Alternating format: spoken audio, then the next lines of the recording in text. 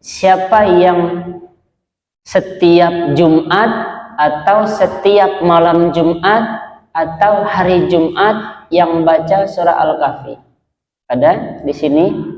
Ada ya? Alhamdulillah. Ibu, kalau dibiasakan baca surah Al-Kahfi, maka ibu secara otomatis nanti dan tidak disengaja bakal hafal. Kenapa Yasin dihafal? Kenapa Yasin sudah dihafal? Karena setiap malam Jumat dibaca.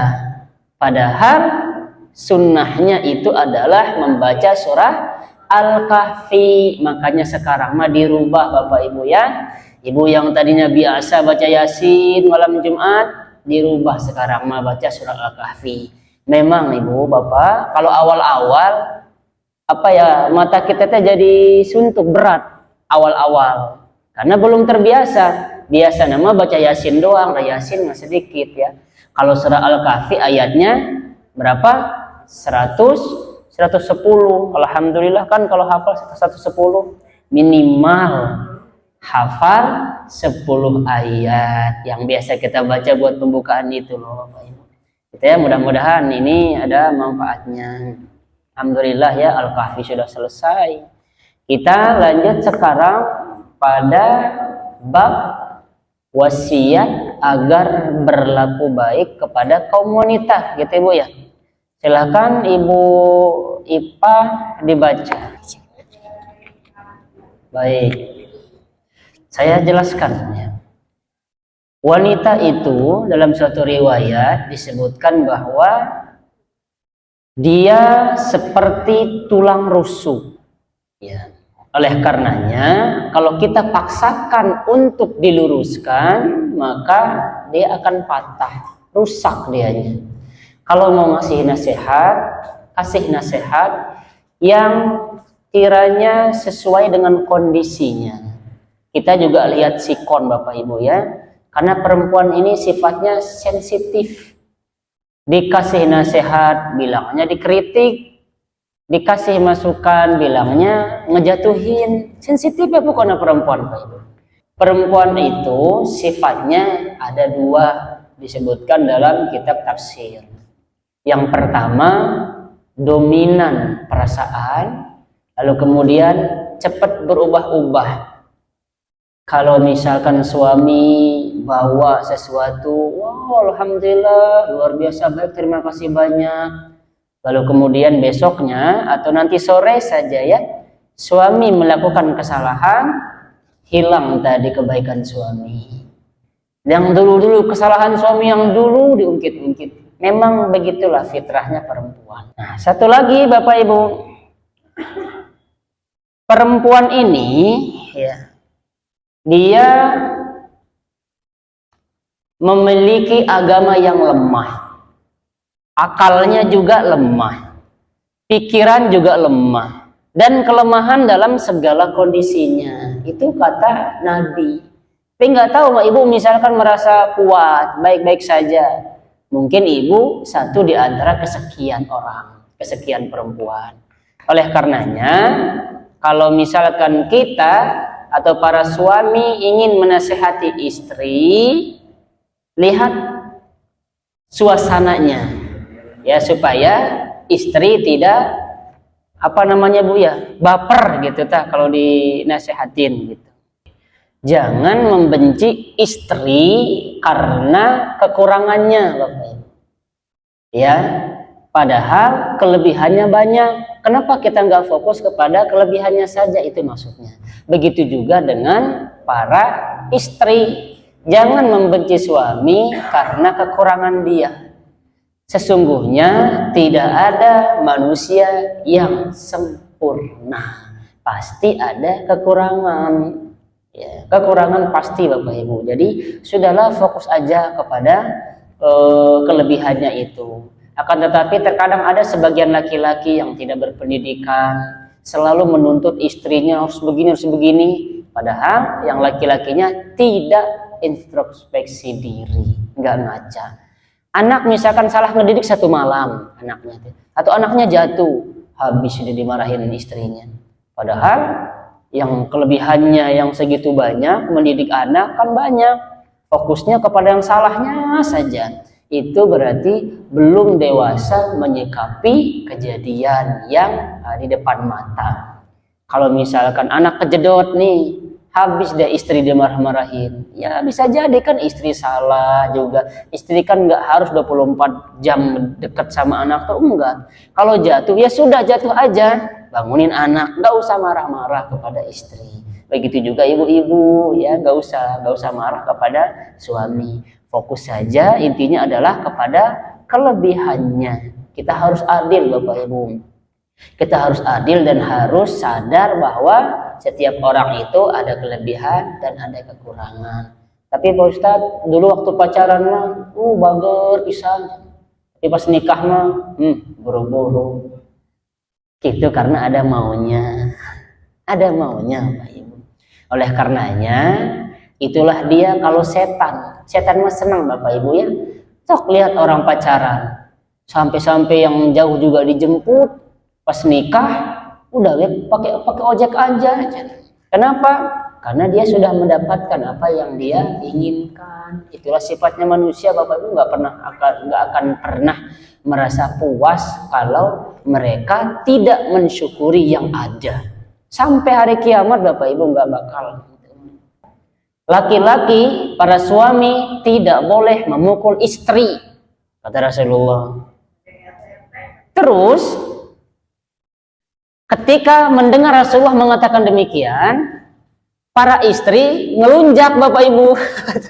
Ngelunjak dianya. Akhirnya apa kata Umar? Wahai Rasulullah, semenjak engkau mengatakan demikian, para istri ini ngelunjak, sering ngelawan katanya. Apa kata Rasulullah? Silahkan kalian boleh pukul istri kalian, akan tetapi jangan sampai membekas. Gimana berarti kalau nggak membekas?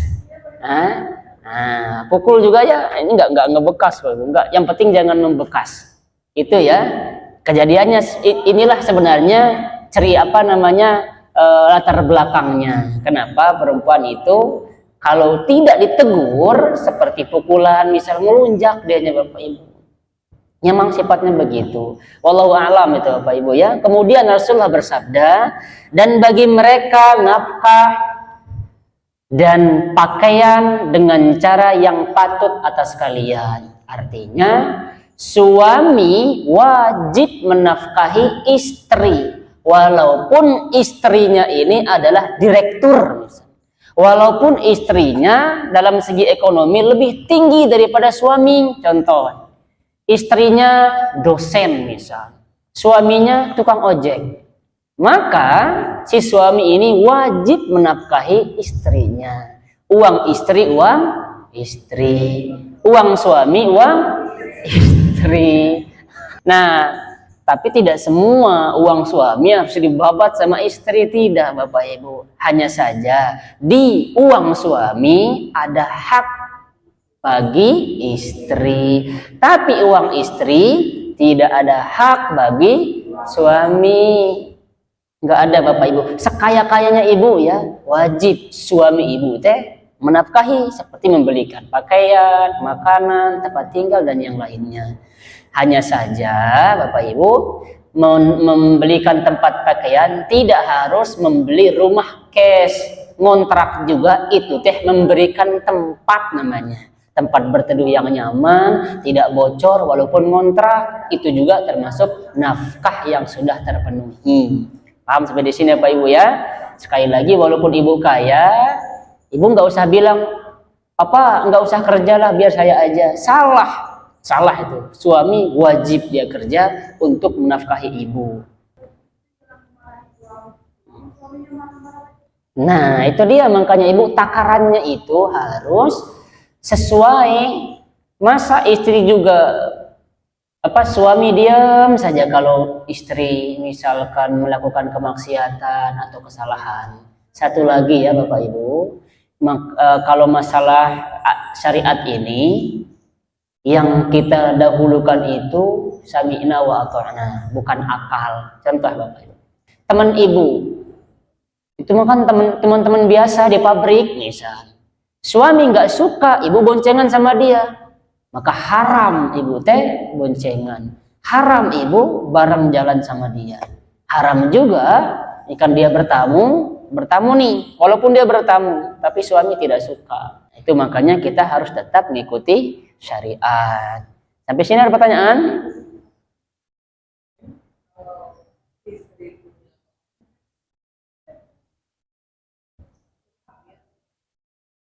Iya. Baik. Baik. Pertama, hak ibu masalah harta sepenuhnya itu terserah kepada ibu sendiri. Mau ibu ngasih kepada siapapun juga terserah, kecuali kalau itu harta atau uang suami. Ibu sedekah juga harus izin kepada suami, bayangin. Ibu mau ngasih misalkan ke orang tua ibu dengan uang suami tanpa sepengetahuan suami, ibu dapat dosa tanpa sepengetahuan suami. Makanya suami yang baik dia akan adil bapak ibu. Orang tua ibu bakal dianggap orang tuanya juga. Itu laki-laki yang adil, yang sesuai dengan syariat. Dan juga bapak ibu, para suami tidak boleh menjelek-jelekkan istri, apalagi menceritakan keburukan istri di hadapan teman-temannya, membanding-bandingkan istrinya. Istri saya mau nggak bisa masak, gini nggak boleh. Itu suaminya zolim. Begitu juga dengan ibu, membanding-bandingkan suami ibu dengan suami orang lain, jangan. Apalagi di depan dia sendiri, coba tuh ayah tuh ngali atau kudu mah harus gini. Jangan, itu teh menjatuhkan kehormatan suami. Wibawa suami itu sudah tadinya jadi ular, jadi cacing jadinya bapak ibu, ya. Tadi jadi naga nih, tatonya jadi naga nih, tatonya naga. Ibu langsung membicarakan, membanding-bandingkan dengan orang yang lebih tinggi dari segi ekonomi, dari segi ketampanan lah, dari segi semuanya. Tatonya nanti jadi cacing bapak ibu, ya, nggak jadi naga lagi. Nah, jangan tuh, hati-hati ibu. Ibu mungkin nganggapnya bercanda, tapi suami terkadang tidak menyampaikan bapak ibu. Di sini dia. Kita lanjut saja silakan. Oh, mangga.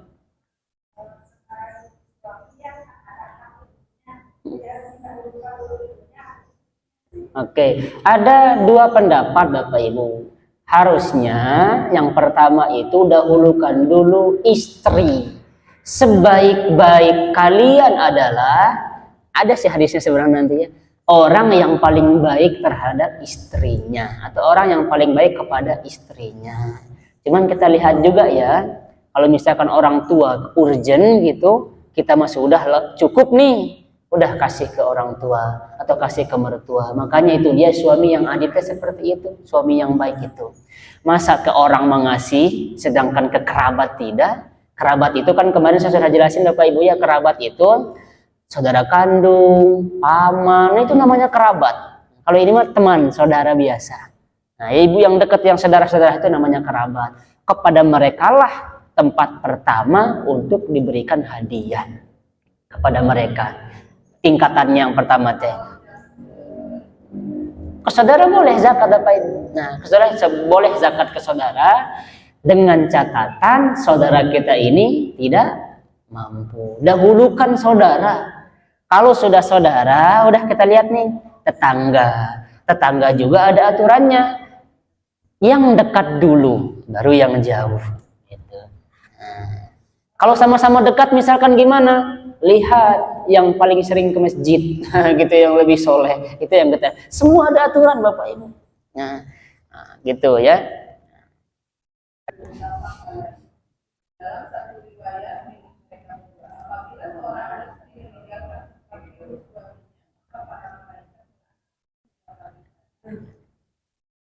Ini sudah sering ya dengar hadisnya Pak Ibu ya.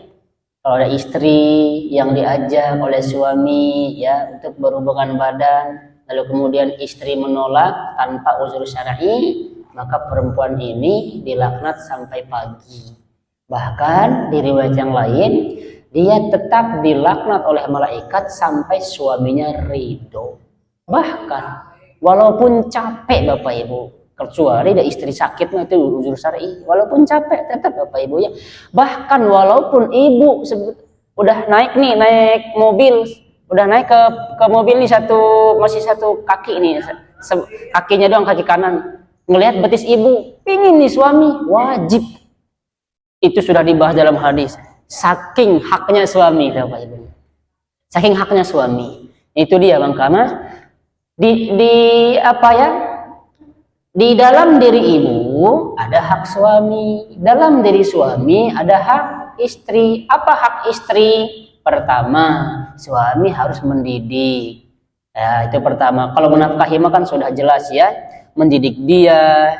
Terus kemudian Bapak Ibu mengarahkan, memerintahkannya kepada yang baik, begitu. Sedangkan kewajiban istri adalah sederhana Bapak Ibu, kewajiban istri menaati suami, titik, itu saja sebenarnya nama. Menaatinya ini lebar kemana-mana Bapak Ibu. Ya luar biasa penjelasannya. Itu dia. Ya. Tapi ada yang nanya Bapak Ibu, Pak Ustadz saya udah capek-capek suami pingin, capek-capek suami pingin. Wajib begitulah dia Bapak Ibu. Karena memang tanggung jawab suami berat Bapak Ibu ya, tanggung jawab suami. Pasti ini mah ada hikmahnya. Bahkan Bapak Ibu di riwayat yang lain, malaikat berdoa dan melaknat wanita ini. Nah, maksudnya apa?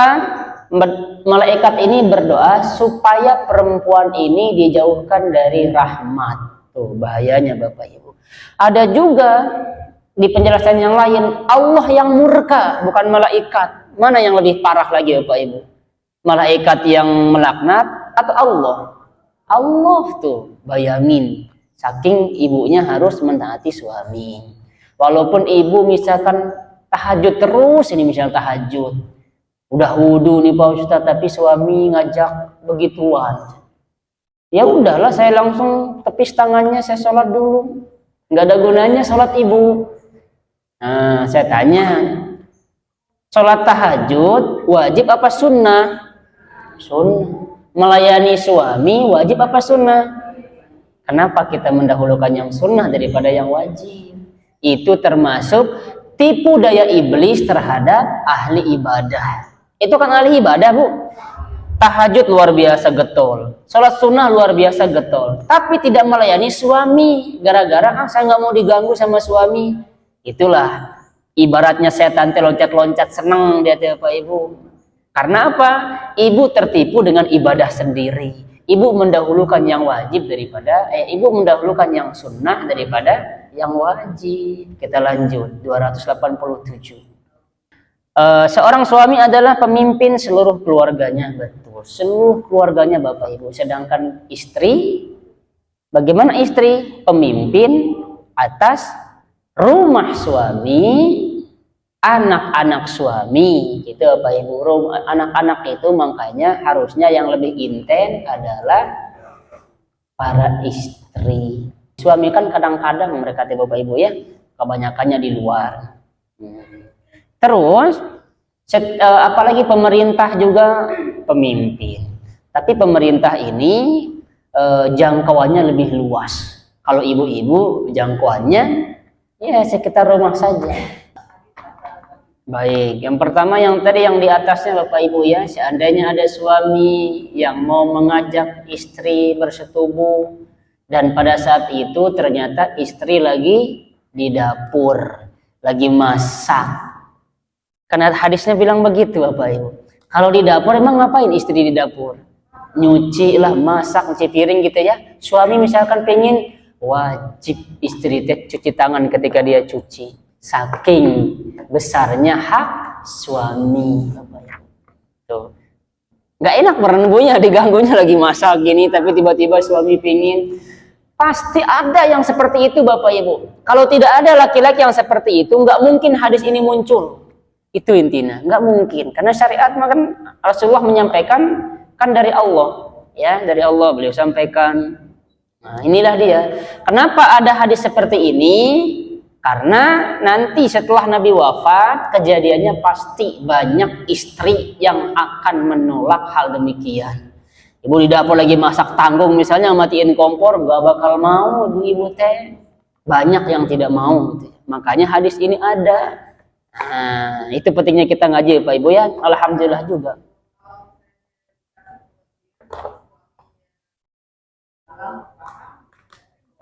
Nggak apa-apa ya, kalau suaminya ridho sudah tidak ada hukum itu Bapak Ibu.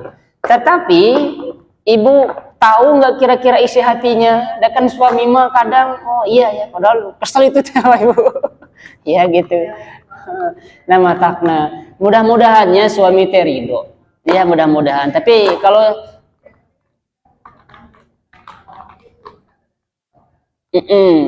iya, barangkali kadang suami tidak mau menampakkan kekecewaannya itu, tapi dia di hatinya. Gitu aja ya.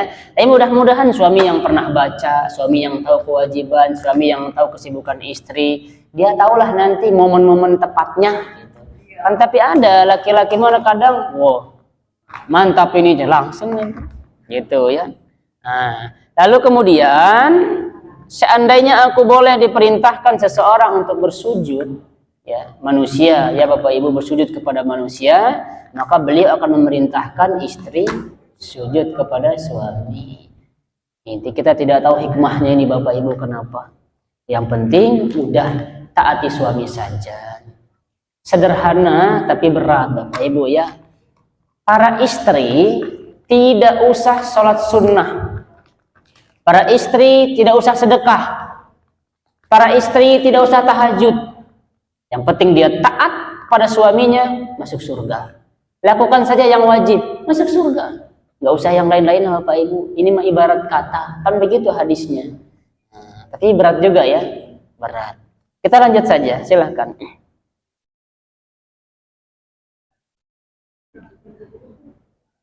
Kayaknya semua kebagian sekarang. Oh enggak, kali satu lagi.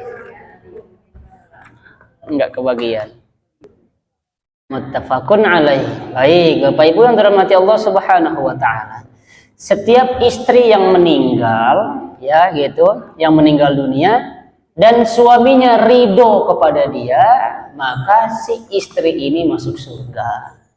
Lalu kemudian yang kedua, nah yang kedua adalah ketika ada seorang istri yang menyakiti suami, ternyata bidadari surga cemburu Bapak Ibu. Apa kata bidadari surga?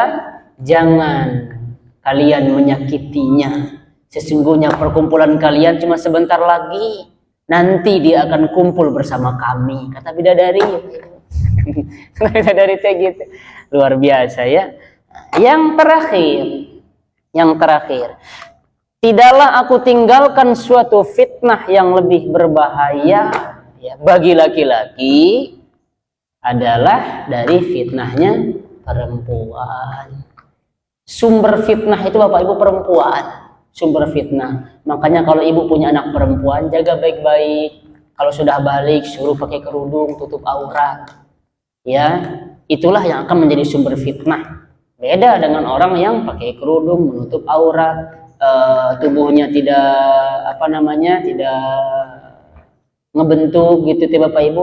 Nah, laki-laki dah senangnya mah yang gitu-gitu Bapak Ibu ya. Membuka aurat. Ya kan awalnya dari perempuan. Coba kalau perempuan semuanya di zaman seperti zaman Rasulullah kan paling sedikit yang akan terjadi perzinahan itu. Mudah-mudahan Bapak Ibu ya ini ada manfaatnya. Insya Allah pekan depan kita akan bahas bab yang ke-36.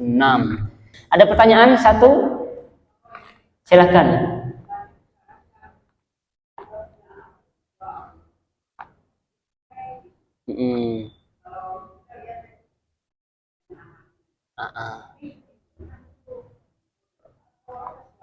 Betul. Sesuatu yang halal tapi dibenci oleh Allah adalah cerai.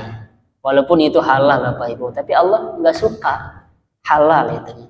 Boleh seorang istri meminta cerai ya dari suaminya kalau suaminya tidak bertanggung jawab, suaminya tidak menafkahi dia, suaminya meninggalkan dia sudah sekian tahun misal, boleh.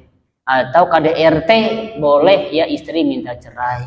Tapi bagaimana dengan suami tiba-tiba nggak ada apa-apa, nggak ada angin, langsung minta cerai gitu Bapak Ibu ya. Tapi tetap ya, ketika sudah cerai, suami tetap bertanggung jawab membesarkan anak-anaknya, membiayai pendidikannya, bukan langsung lepas begitu saja. Tidak Bapak Ibu, sampai dia dewasa, sampai dia nikah, masih ada tanggung jawab bapak. Itu intinya. Hatur nuhun, sudah azan. Kita baca doa kifatul majlis. Subhanakallahumma wa bihamdika asyhadu an la ilaha illa anta astaghfiruka wa atubu ilaik. Assalamualaikum warahmatullahi wabarakatuh.